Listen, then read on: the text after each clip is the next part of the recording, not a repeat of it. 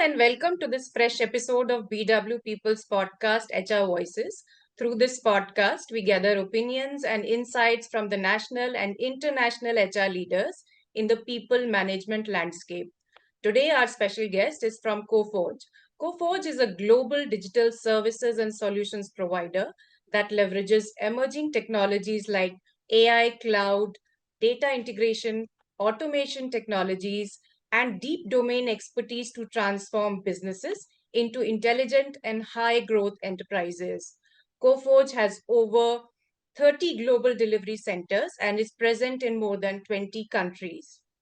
Our guest today is Mr. Pankaj Khanna. Mr. Khanna is the Chief People Officer of Coforge.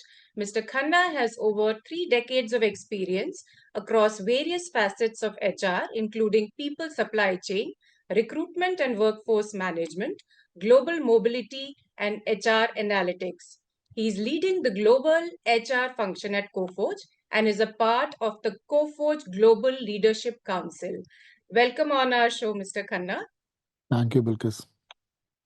I'll straight away go to the first question. There has been a significant merger between Coforge and Signity, and HR plays an extremely important role when it comes to change management and mergers and acquisitions. What do you think is the role of HR in change management, specifically at Coforge, and the role in integration of workforces and creating a cohesive environment and culture within the organization? Bilquis, we have in the last 6 to 7 years, we have taken in 6 to 7 acquisitions, all of them very successful. Signity has been one of the biggest in the last few years. You are right. HR has a very important role to play, but I guess it starts much before the integration, where maybe the communication is not so much in our hands as an acquiring company. But the reason I make this point is that it is important that we speak as early as possible to the leadership team across, giving them a view in terms of what they are letting into. But the actual thing is obviously the day when you announce it, and I think that three things, according to me, work across acquisitions. And since you mentioned Signity, Signity was almost a 5,000 plus workforce globally for us, spread across almost all the continents with scattered workforce overall. So it was important that we have a set of communication pieces which were consistent, number one, consistent from an angle as to what the employee experiences ahead would be. Consistent from an angle as to what do we want to communicate in terms of the leadership view which we are trying to tell the incoming leadership team, considering that they have been there in the past with whatever number of years they have worked with the earlier team.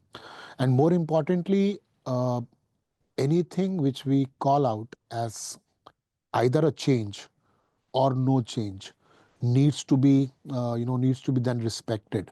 uh, Part number one. Part number two, I think it's also important that, see, from an employee angle, the first thing which anybody thinks is that what is in it for me? What am I going to gain out of it?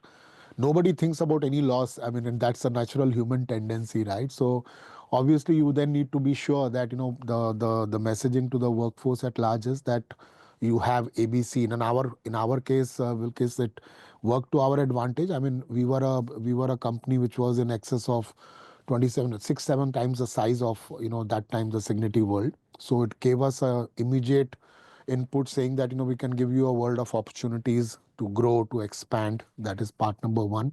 Second thing is in terms of sharing with them that whatever is the larger Coforge ecosystem is valid for them, whether it is compensation, benefits, policies, doesn't really make a difference. I mean, you give them that comforting feel. I think the third thing, which is very, very crucial, is in terms of the stake in the ground for a visible scenario, that who are the people who continue to stay with us and who are the people who may choose to go. And that is what really is the visible pattern in our acquisition spree in the last 6 to 7 years, Bilkis. And the same is true for Signity. We have retained upwards of 90% of the leadership team which is coming in. Second thing is that I personally believe that even the other 10% is not that would have been unavoidable. I think though that is because of the parameters which are the connections in the past and everything else which has forced them to do that. So we I personally believe that Coforge has been able to retain virtually the entire leadership team, of the people coming in, especially Signity. Fantastic. I also feel that when it comes to change management and there are acquisitions and mergers, there are fears and apprehensions in the minds of employees that what is it going to be? I'm sure there would be have been extremely strong communications from HR side when it comes to change management. What are the internal communication strategies that you adopted for this? You are right, Bilkis. Absolutely. I think the first part is that there is a concern around the what happens to the brand. So we are clear that we are Coforge. So Coforge is what will come out. So that is a comfort factor to them. That listen, it's not that something is happening. We are getting into an overall part of Coforge. Number one, considering that we have said we are bigger, we are giving them whatever opportunities we are giving. I think the second thing, and I referred to that in the beginning, Bilkis, that you have a set of communications which you do which are, first of all, they are consistent. I mean, we call them the, let's say, for want of any word, it's a very common word, global town halls, right? And you make sure Yes. that the leaders come there and share their experiences, but at the same time give a comforting factor to the fact that listen, why have you been got into the cover which is called Coforge. So that is part number one. Second thing is then you do this as a follow up at the second portion, which is going into the, and I mentioned that we are across all the 4 to 5 continents. So you go and do regional town halls, sharing with them as to what this means for them. And more importantly, because your question is very relevant, that change, more or less, the examples come from the employees itself who are coming in, that listen, will this be changed, will this be different for me? Yeah. Most of them are in the relevant factor of what's in it for me, either in terms of a personal set of factors or from an organizational opportunity set of pattern. But I think the other thing is also in terms of that, does this change mean that my the operating style which I have been comfortable with, what kind of a work expectations I'm having. So those are the questions which, Bilkis, we then tend to get into a next level conversation. More importantly, it's, and we have done it in the past, we have done it with this acquisition also, that you get the leaders who are coming in as the new team. They operate, they work, they understand from our set of leaders, and then help back in the communication to their existing teams. Great. We also know that IT sector is one of the fastest growing sectors when it comes to the economy of the country and global economy as well. Yeah. What are the hiring trends in the IT sector? And also, please, if you can correlate this with the hiring and retention strategies at Coforge and the inclusion of HR technologies, specifically AI, in the hiring and retention. Okay, so that's a white piece. So let me Yeah. break it up into things. Yeah, you are right. There is no doubt that the employment opportunities created by the IT sector, both global and Indian, is has been unmatched in the recent years, and I think it will continue considering the plethora of opportunities which are there. Correct. Uh, if I look at Coforge, and I'll come back to that question, to connect the pieces again. Coforge in the last one is because of the acquisition which we did in this financial year, and also because of the fact that we have a very strong organic growth, which is which helps us in terms of the overall evolution.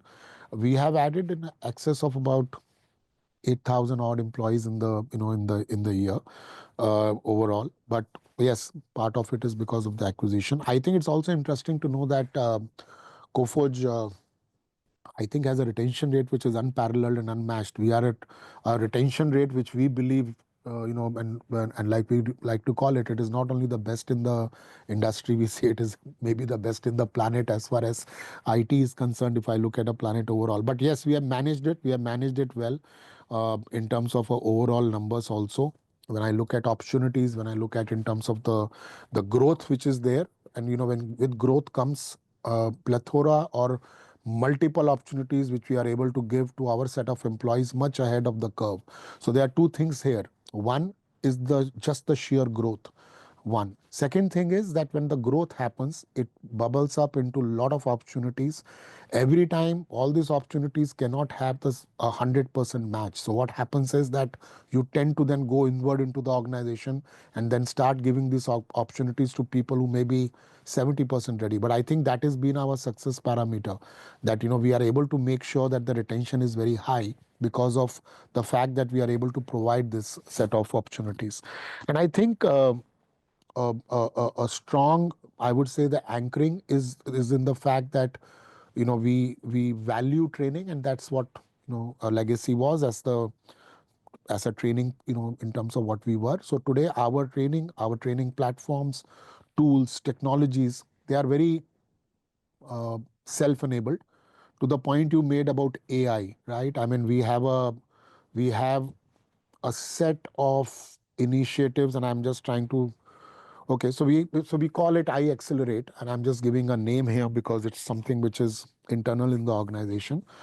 It weds in multiple platforms, offerings of the technology content providers, as well as technology creators, and then we get into a curated version.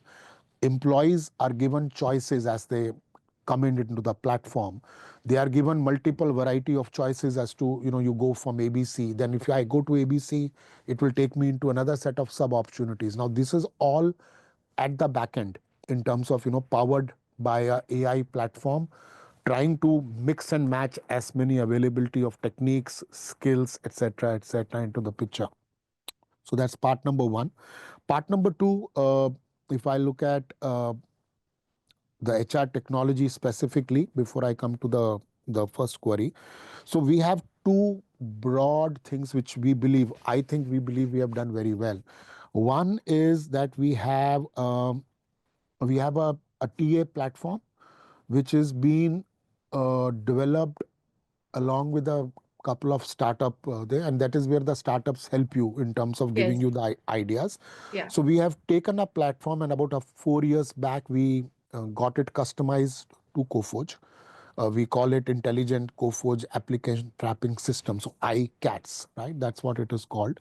The beauty of the system is that while it integrates everything in terms of wherever the profiles can come in from, more importantly, it acts as a feed for all the referrals, people who want to track their referrals where they are.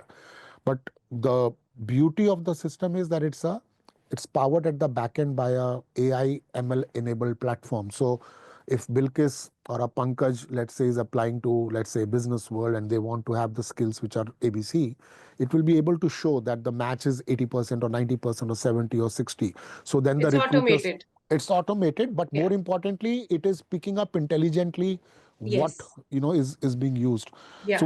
what it does is it obviously improves recruiter productivity. It makes our touch time faster with the candidates. For example, candidates are only told to apply through the ICATS, and then the candidates can track their progress accordingly.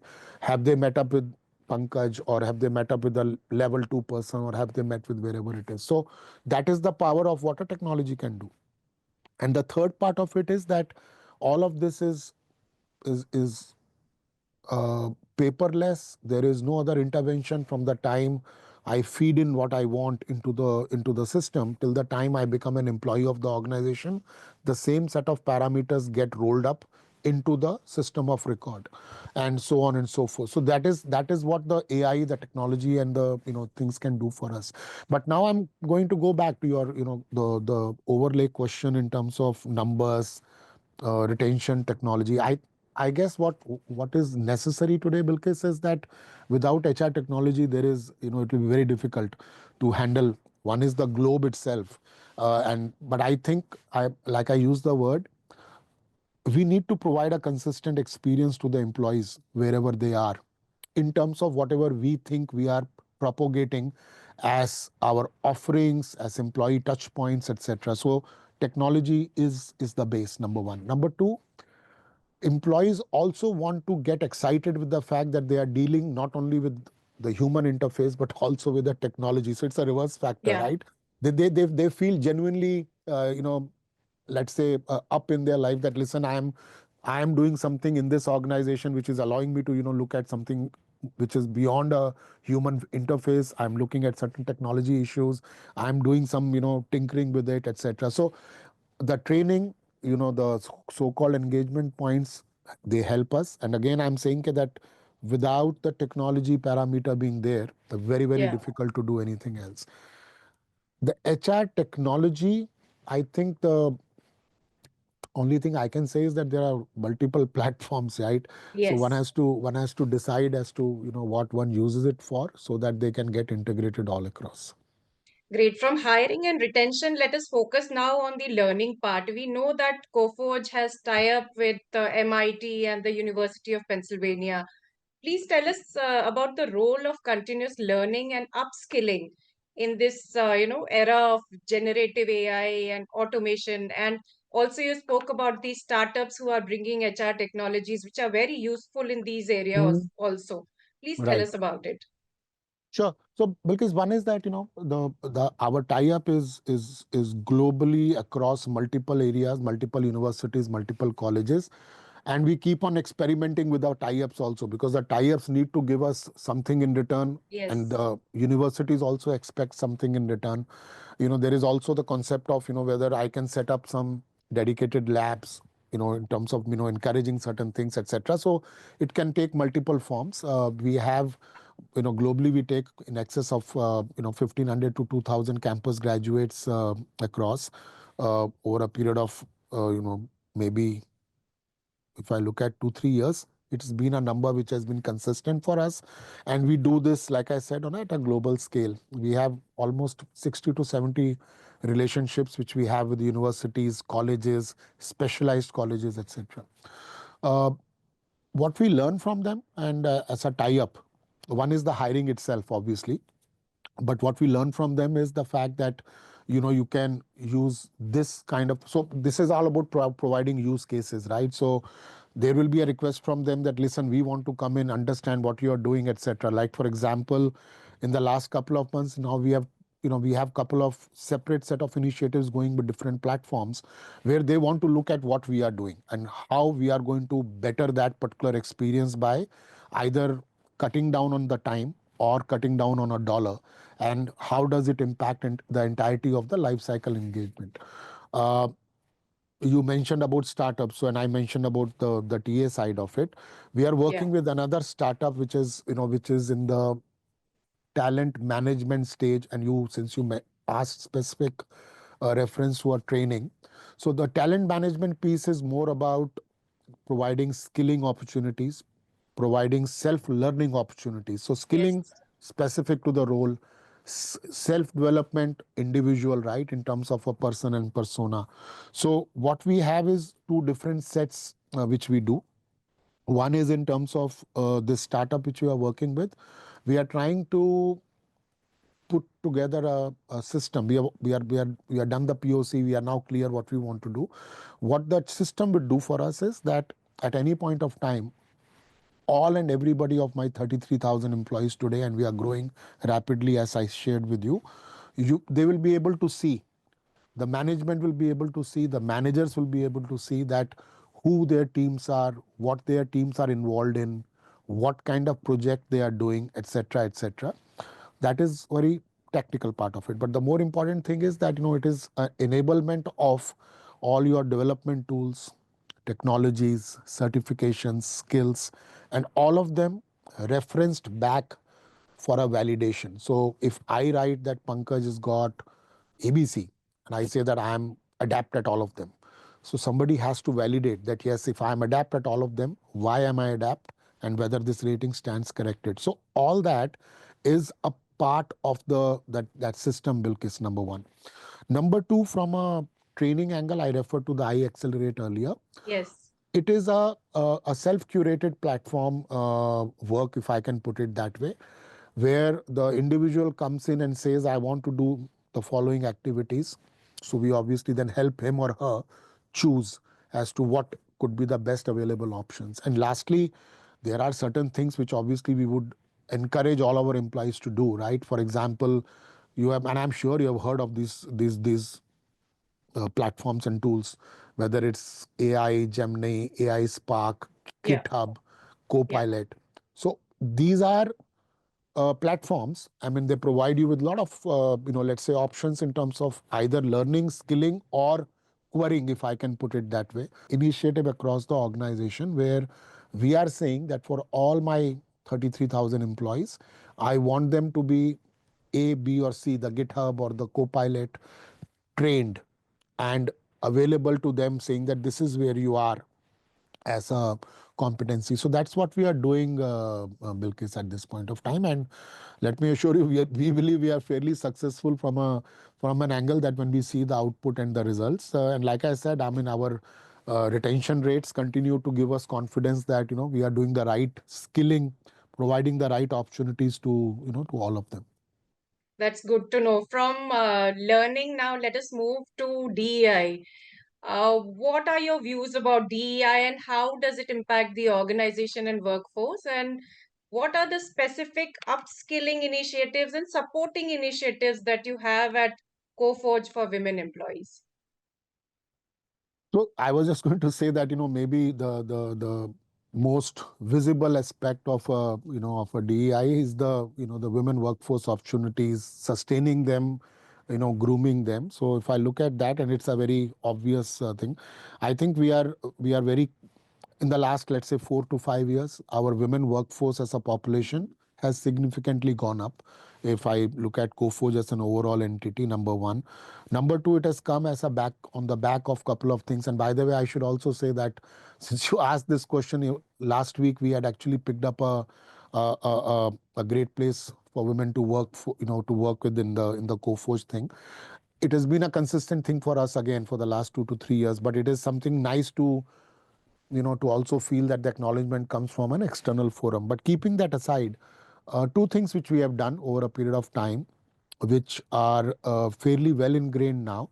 One is what we call Empower initiative, Empower HER, so that it becomes a nice, slang which is remembered well, and that means that you bring your true self to work. You come in, you ask for help, you ask for inputs which are needed. Now this is a individual women employee coming and sharing with us. Then the second part of that is that you acknowledge that yes, she may and she will require maybe help in terms of either a immediate upskilling, because she may come in after a break, or it can be even to as let's say a simpler thing in terms of that when I go away for my, let's say, for a either for a maternity break or for a career break, that we say that listen, we will make sure that once you are back, there is no gap which will be allowed in terms of this thing.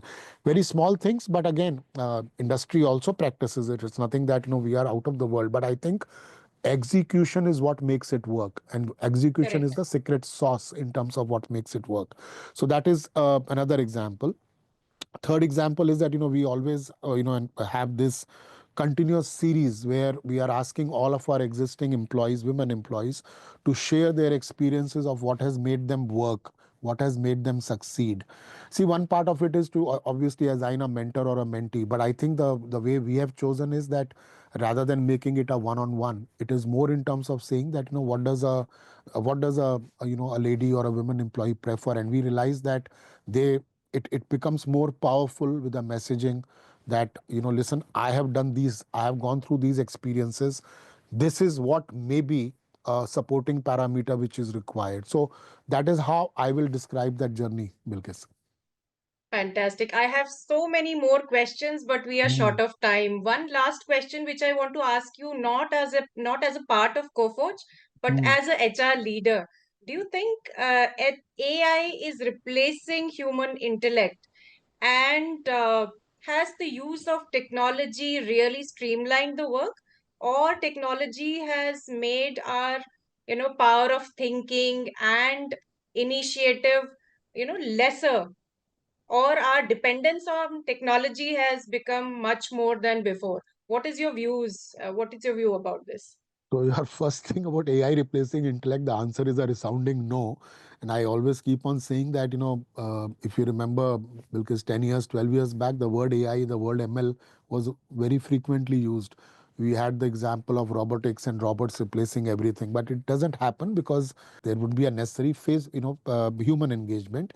There'll be a necessity in terms of, having certain tasks which have to be done with a human judgment factor coming in, and human judgment cannot be replaced in terms of the AI. But what I also say is that repetitive tasks will tend to obviously get into a into an AI environment where the availability of, let's say, skills and roles in that place will naturally decline. But that is um, nothing serious or nothing wrong with it. I mean, you're going to get more and more roles on the upper side. And I give this example again that two decades back, the call center industry was booming with the set of calls at whatever level it was. But now this has become more and more, let's say, automated, but the Correct. rest of the things has not diluted. In fact, it has created another set of roles which are there. So I think it will definitely happen that the repetitive, which can be without a human judgment, I think that is where it would be. But I don't think that that is going to be